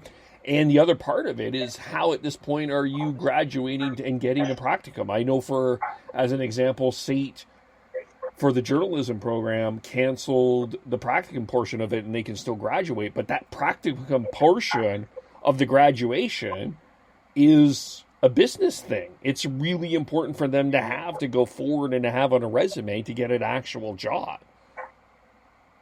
I'm really concerned about that.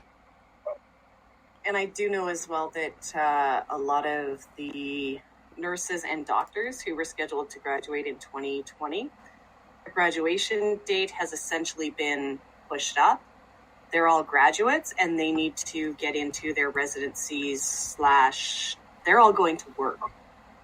They're officially done. They've completed. They need to go to work in the particular environment that we have right now. At least, I think it was America. Massachusetts was the state that did that. They basically said, "You're done. You're a doctor. You're done. Go to work." Yeah. Is that effective? Well, I guess the flip side of the coin is what were you going to learn in the last 2 months? That would be an impact that getting hands-on in this pandemic isn't going to teach you. I think at times you can learn something from being in a business environment that a school environment doesn't always teach you. Yeah, no, I was speaking specifically to the doctor. Oh, that's true. Yeah. Yeah. No, and again, this goes back to the question of what does post-secondary delivery look like post-pandemic? You know, if you're in one of the trades and you're going to go work with a plumber, okay, you're in close proximity to one person, so you're breaking the 6-foot rule, but you're not around a ton of people. Okay, you can get some hands-on experience, but you know the 300 or 400 person lecture theater that's doing Psych 100, that's not going to happen anymore, or that shouldn't happen anymore. So, what does that delivery look like? Does that become a course? You know, there's a lot of reimagining that needs to occur after this to really get a handle on what does it mean to be a whatever, a politician, a educator, a university prof, a student, whatever, after all this, because we can't walk out of this and not learn the lessons. It's true. Right. Yeah. Right. And now this may be completely, counterproductive, but the majority of people in my Psych 100-ish class, they didn't attend except for tests, and I had to kick someone out of my seat because that's where I sat when I was there all the time.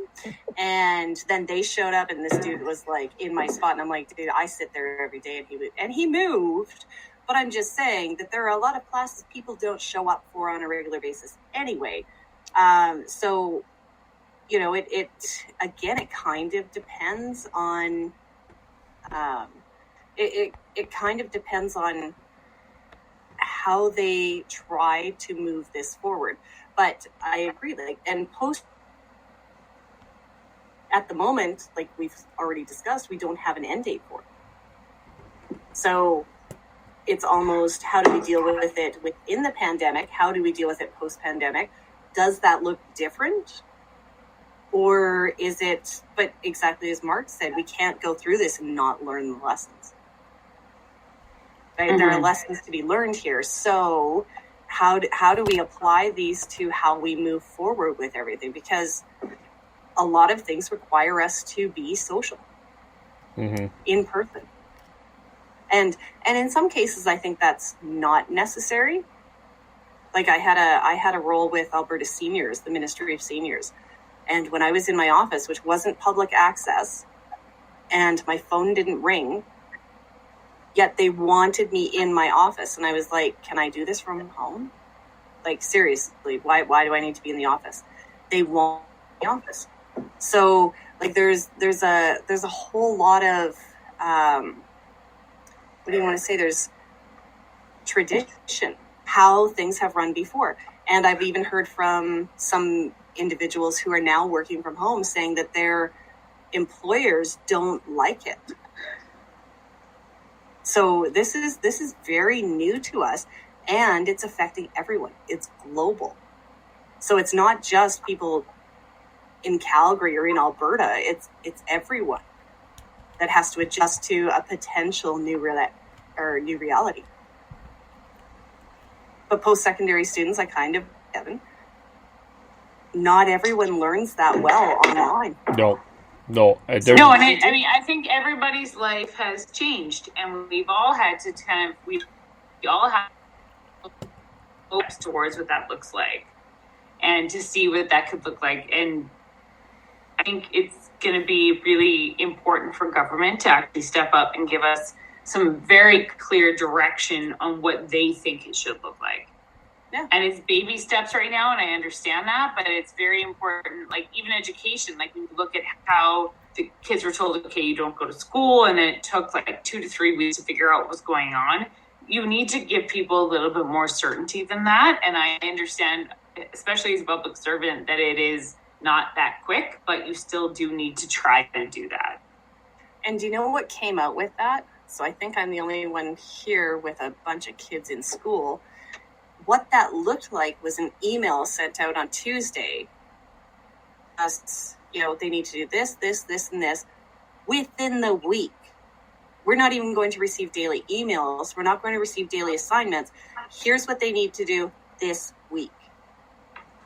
Right? It's like, okay. And for, like, it's one thing if you are a parent who was laid off, or if you're a parent who was a stay-at-home. But if you are a parent who either was working at home beforehand or you're working at home now, it kind of also depends on how many kids you have as to how much extra work that just threw on your plate. Yeah.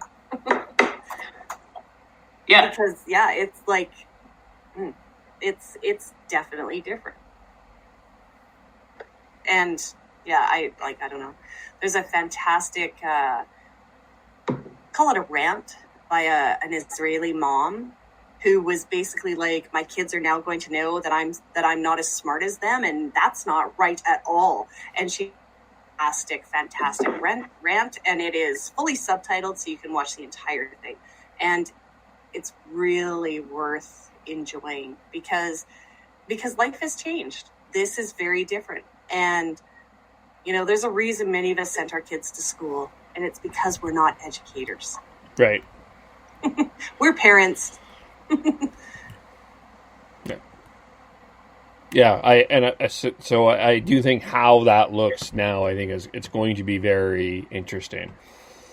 Is there anything we haven't talked about that we need to talk about? You're the one with the list.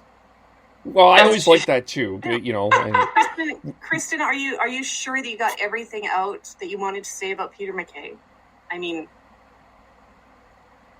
yeah, we covered everything that you wanted to cover. Okay. But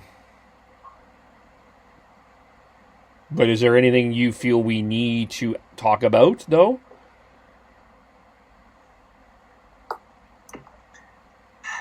I think Kristin brought up a few things that probably could be revisited on probably need to be revisited later on.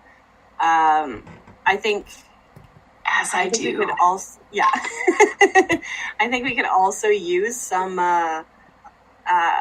professional opinions. What do educators think education looks like moving forward? What the mental health aspect, like I know that some providers actually do online assistance as it is. So how many people have already moved to this platform where it actually was social distancing to begin with, right? What's available to people? And I don't know. And I will say as well, a very interesting thing that I have found is the number of businesses that are changing the way that they work to match the new reality. So distilleries who are now making hand sanitizer instead of vodka. Bauer. Yeah. Yep. Hockey equipment. They're now making face masks and stuff. I saw another tweet today about another hockey equipment production company who is making scrubs or more protective equipment, scrubs kind of thing. But anyways, there's all of these businesses that are actually saying, okay, well, this is the new reality that we have right now, and here's how we can contribute. So I think that's also interesting as well, is to see what are these amazing things that people are doing. Ooh, Dyson. Dyson is making ventilators. Right? So and they designed a brand new one.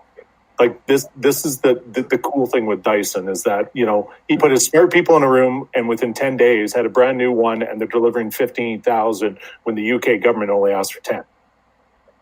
And you can guarantee, because the money that guy's already made, Elon Musk and everybody else has got a copy of how to make the Covidulator. Covidulator. But yeah, there are some, as much as there's a lot of kind of bad news, there's a lot of good news too. Yes. And I think that needs to be amplified as much as possible because you can get lost in everything that's bad. And I think, right? Just to build off of what Deidre's saying is, I think it would be great to do a show about the helpers and about, not to go all Mr. Rogers on everybody, but I think it's important to talk about the people who are doing good things, because so much of what all of us exist in is political yelling. Like that is our jam, right? And we get off on the yelling and the disagreeing and the talking about our political perspectives. Personally, I would give anything for a good political now, but I think we should all try to, mirror what we wish that our political leaders would do and start talking more about that and about the good stuff that's happening and the happy things that are happening, because there are so many people who are alone and dealing with this by themselves.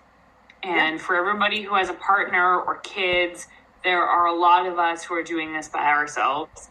And I think it's extremely important for those people to have something positive to look at. Yes. Yeah. That's why I personally have been trying to stick with the facts, because I think that's an important thing. But I also try to end my day with sharing 3 things or some things that I've noticed, even if it's nothing, just to help kind of mirror that, and I generally have tried to stay away from arguing with people on Twitter myself. But it gives me life. I was going to say, but what is Twitter for if not that? Yeah. I'm sure other people use it differently. Well, people who aren't us, I guess. Yeah, there are people that are using it for very positive ways, right? So, but hey, yeah. I do my videos, and just so you know. By the way, I so love those, Kristin. Those are so fun. Thank you, because when this is over, guys, you know what I'm doing? Putting that Joe Clark tank top back on and doing my Joe Clark video. There we go. Oh, it's happening. I'm going through all my Joe Clark paraphernalia, and it's going to be great. All right. It'll be the Kristin Joe Clark Museum. I like how Mark is not smiling or laughing at all. So, that's my target audience. Non-smiling Mark. One day. All right. Should we leave it there for today and try to reconvene next week? I'll be here. All right. So how do we follow people on Twitter? Oh. You go to Twitter and then you find someone you like and you hit follow. How do we follow you on Twitter? What is your Twitter handle? Oh, my Twitter handle. I am at AB Mark Taylor. You follow people you don't like on Twitter. I hate follow a few people. I do that as well. We all do. We all do, I think. And now you see why you argue with people on Twitter. So before we finish, I think it's very important for each of us to name one of our hate follows. Kevin. One of my hate follows. I blocked Ezra. Now, this is someone that you actually follow, even though... Yeah, you have to follow them. Yeah. Oh, Ezra blocked it's someone that you follow, even though you hate everything they tweet. I don't know if I really have someone like that. That's such a blatant lie. Mark Okanagan. Mark Okanagan? Yes. Him and I do not really see eye to eye, but it's always very civil, and sometimes he gives me some things I didn't know before. So. I don't know if that's a hate follow. That's like a semi-like follow. Those are my hate follows. Those are my... Okay, Mark, who do you hate follow?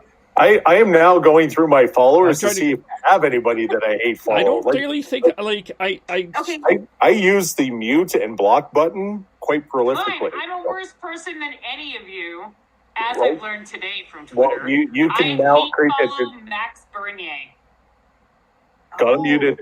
Okay, well, I follow Max Bernier, I follow Jason Kenney, I follow Andrew Scheer. I follow all these people I completely do not love to see tweets from. But I do it. I almost do, because now... Oh, he found one! Oh, who is it? At this point, Danielle Smith. Yep. I trolled the shit out of her. And for those who aren't paying attention...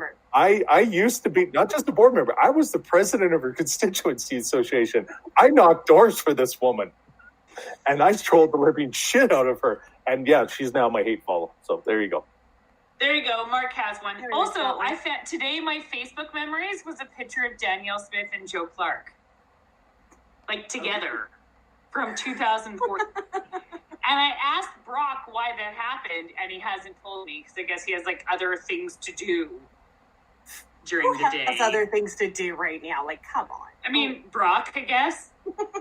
Wilhelmina Harrison, as I like to refer to him. I'm sure there's a story with that. Kevin, are you asleep? No, I'm here. I'm just looking through my follows. I'm looking through my there's no one I really hate. Honestly. Still looking. There's no one... Okay, you aren't doing Twitter right. Just do it the closest probably is Matt Sakaris, but I don't hate him. Like he's And who's he and why is he? Yeah, I don't know who that is. he's a sports commentator on TSN 1040, but I don't hate him really. Sports don't exist anymore. They do exist in my world. No, I don't. The really, highlight reels. The highlight reels. it's hard. I don't really hate anybody. I don't have a lot of hatred for a lot of people, though. Like, I really don't. I don't. God, Kevin. Yeah, Get you better, really need to hobbies. expand your Twitter following because I You do. guarantee you will find so many people to hate. A lot of people hate follow me. I A understand lot that, of and I'm them. sure that there's people that hate follow me too. But I A lot of my comments, I'll tweet something and someone will comment like, "Kristin, I'm so disappointed in you." And I'm like, this is legitimately what I talk about all the time. How am I disappointing you? yeah. Oh, you get disappointing when you become yeah. I believe it's rational. Rational gets you a lot of hate. Well, I should have a lot more hate then. Yeah, I'm rational too. I try to be rational too. So, but It's really a great stance to take. Like it's hard for the haters to really push on rationality, facts, stuff like that. all right. Well, let's leave it there for there. Oh, well, maybe quickly. Who do you love following? Who's one of your favorite follow? Sugar. What? I said sugar because sometimes. Oh, I thought that was actually an account. It's like, oh, we're all going on. You know who I'm enjoying following right now is Who? Andrew Yang. Oh, yes. I was following him initially because here's this guy, not a politico, building up a movement. I was watching all this, and then his campaign stopped, and I hadn't hit the unfollow button. And then all of a sudden now everyone's like, holy shit, he was right. He should have stayed in. He would have been the nominee. And I'm like, and he's pounding stuff out left, right, and center, and it's hilarious to watch. So that's kind of a guilty pleasure. I don't know if it's my favorite, but... I mean, I just became Facebook friends. Sorry, Facebook friends. That's not true. That's not a thing. Twitter friends with Catherine Clark, the child of Joe Clark. No. And thank you. This was basically the best thing that's happened to me in months. I didn't put it on my vision board, but maybe I should have. So that is my love follow currently. Yeah. Okay. Thank you. I mean, that's a weird love follow, I understand. And now I'm thinking to myself, like, shit, she might see this. And then she'll be like, yeah, and I'm not following that Did I bitch say anymore. too much? That's basically my whole life. Is have I said too much? Probably. All right. So one of my most favorite follows right now.